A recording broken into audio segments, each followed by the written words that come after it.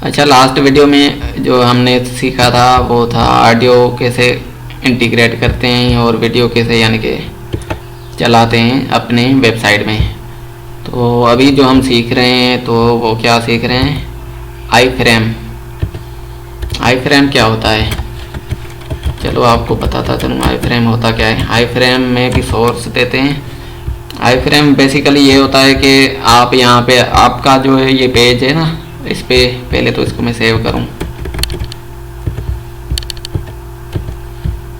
ये इस तरह होता है, एक कोई इसकी हाइट विड्थ देंगे, इसके अंदर कोई वेबसाइट वगैरह लोड करवाना चाहें, यानी कि आपकी वेबसाइट के अंदर कोई और पेज इंटीग्रेट करें किसी और वेबसाइट का, तो वो कर सकते हैं।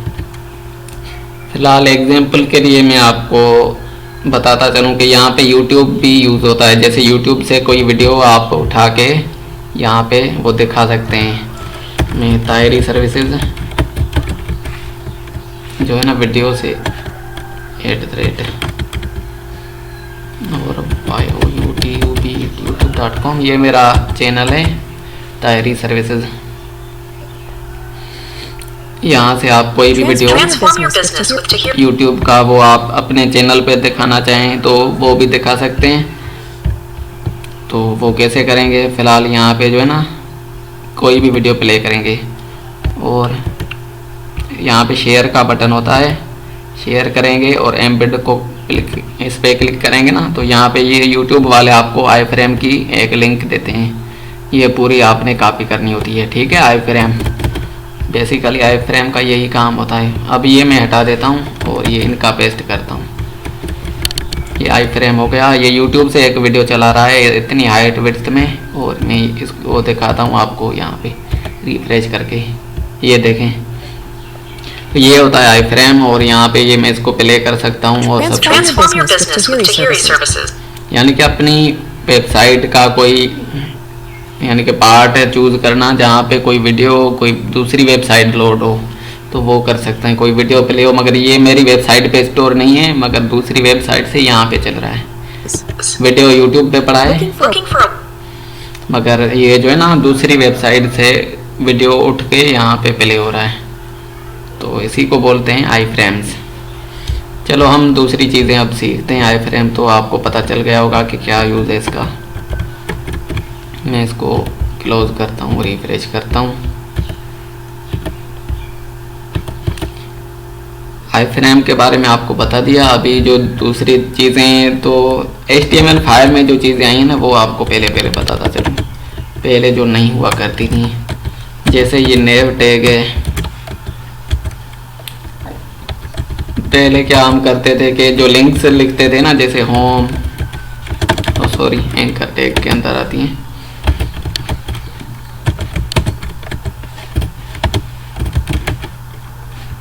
home.html है और इसके अंदर लिख दिया हमने होम और इसको बंद कर दिया। ऐसे अबाउट है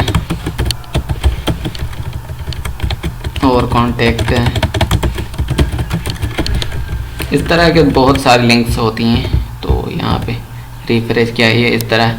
तो वेबसाइट्स में आपने देखा होगा ऊपर ये टैब्स होते हैं, तो इनको हम क्या बोलते थे, पहले हम इनको लिखते थे div में div और इसके अंदर इस तरह लिखते थे।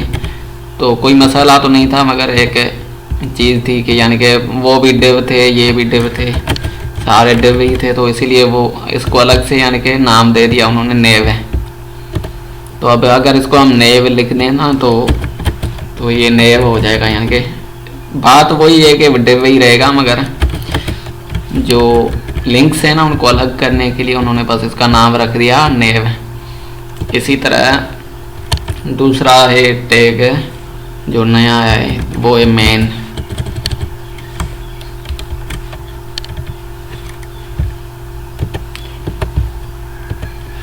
मेन जो है ना ये भी बिल्कुल बॉडी की तरह ही काम करता है, यानी कि नेव बार के नीचे जो हमारी ये जो लिंक्स है ना इसके नीचे जो भी एरिया है वो मेन है।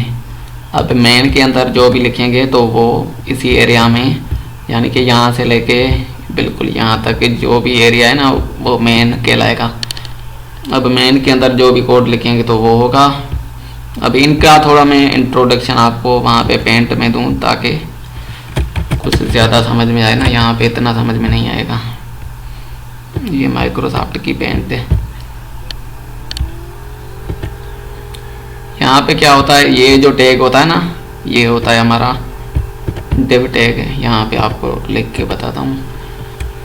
पहले इसको हम बोलते थे क्या, डिव है, DIV डिव है। सॉरी, फॉन्ट की साइज थोड़ी बड़ी करनी पड़ेगी।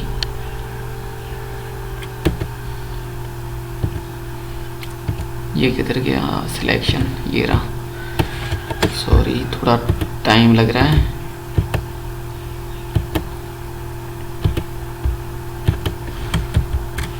हाँ, अब सही दिख रहा है।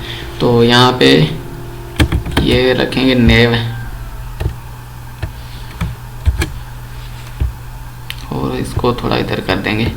ये हमारा हो गया नेव टैग, जो यानी कि नेव बार बनाने के काम आता है। उसके अलावा यहाँ पे हो गया मेन टैग, जो नेव के बिल्कुल नीचे आता है। इसको हम बोलते हैं मेन। ठीक है, ये हो गया मेन टैग है, और ये यहाँ पे एंड होता है /मेन। इसी तरह ये भी जो है यहाँ पे एंड होता है।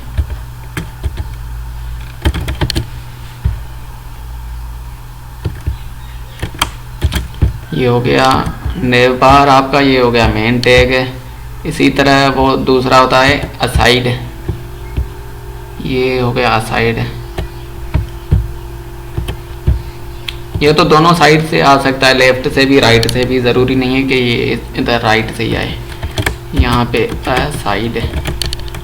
ठीक है, ये होता है साइड टैग है, और ये एंड होता है बिल्कुल आखिर में। कॉपी करता हूँ।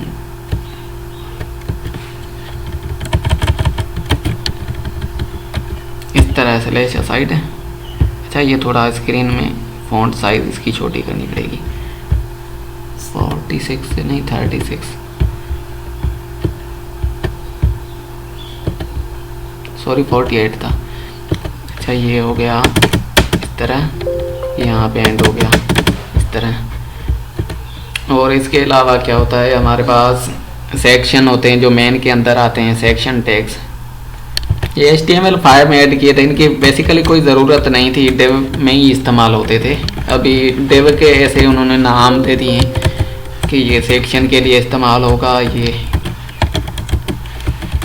इसका हरगिज़ मतलब ये नहीं है कि डिव ख़त्म हो चुका है। डिव अभी भी इनसे ज़्यादा यूज़ होने वाला टैग है, मगर ये यानी कि कुछ खास हिस्से हैं ना वेबसाइट के, जिनको नाम दे दिया है उन्होंने अलग से एक टैग बना के।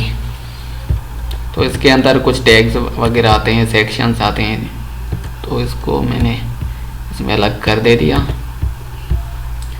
और लास्ट में आता है हमारा क्या, फूटर। यहाँ पे फूटर का भी एक टैग है, फूटर, और ये भी एंड होता है /फूटर से। ठीक है, तो इसके बीच में जैसे 2024 होता है कॉपीराइट, अभी तो 25 आ रहा है तो 25 ही कर देते हैं। कॉपी राइट @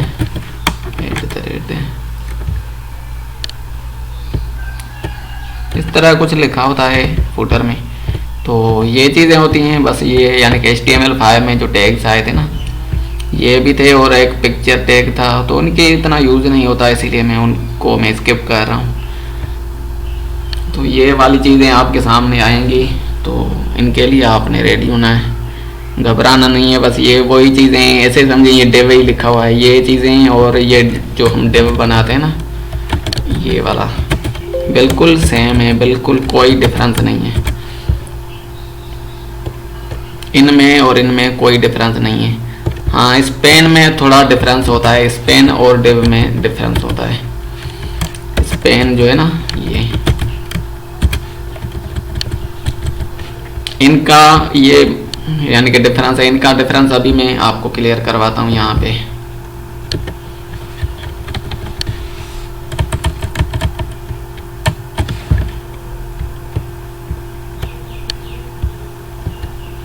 अच्छा, ये चीज़ें थोड़ा हटा दूँ ताकि क्लियरिटी हो।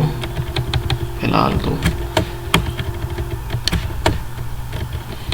ये सिर्फ बॉडी टैग है और वहाँ पे हमारा अभी कुछ भी नहीं दिख रहा।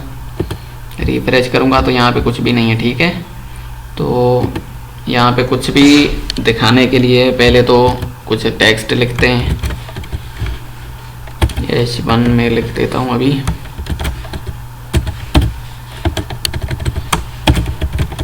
Hello, welcome to Tayari services. ठीक है, W थोड़ा कैपिटल कर देते हैं। Welcome to Tayari services. इस तरह सेव किया मैंने, इसको रिफ्रेश किया, ये दिख रहा है परफेक्टली। ठीक है, अभी डिव और इसका डिफरेंस आपको बताता चलूँ कि अगर मैं इसको वेलकम को डिव के अंदर लाता हूँ,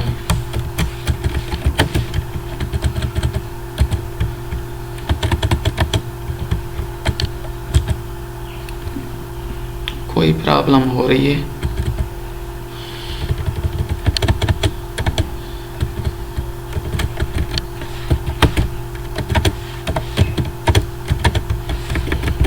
रिफ्रेश करें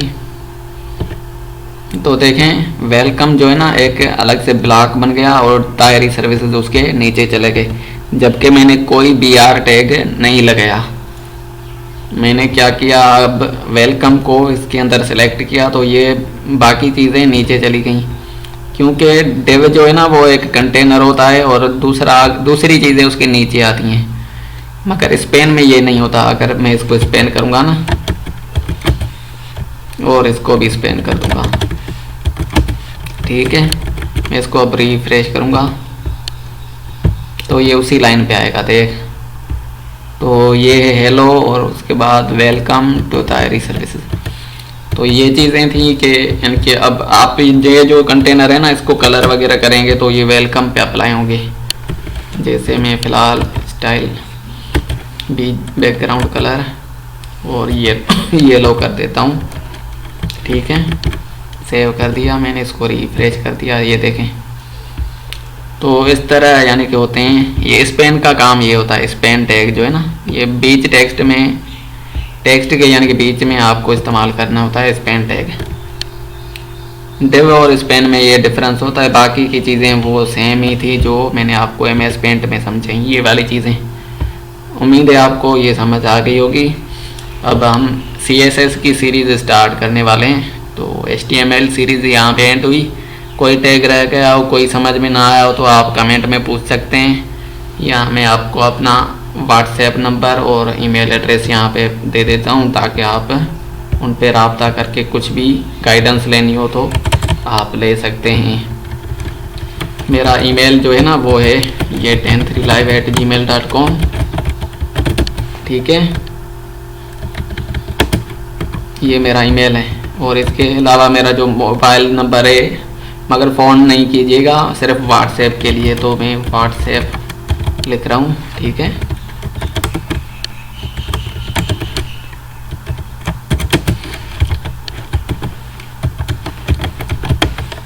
ये मेरा WhatsApp का नंबर है।